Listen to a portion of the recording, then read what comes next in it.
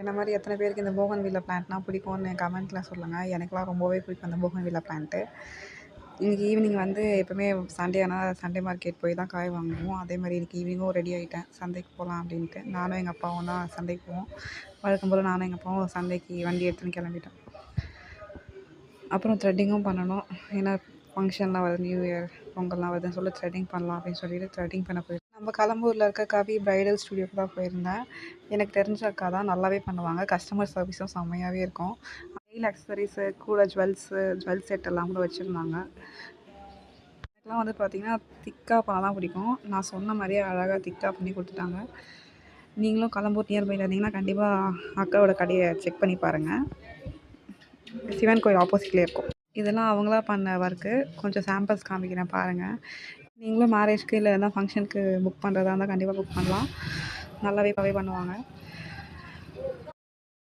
இன்டோனுக்கு ஏற்ற மாதிரி எந்த ஷேடில் பண்ணணுமோ அதை பார்த்து பண்ணியிருக்காங்க. செம்மையாக இருந்துச்சு பார்க்கவே, எனக்கே ரொம்ப பிடிச்சிருந்துச்சு.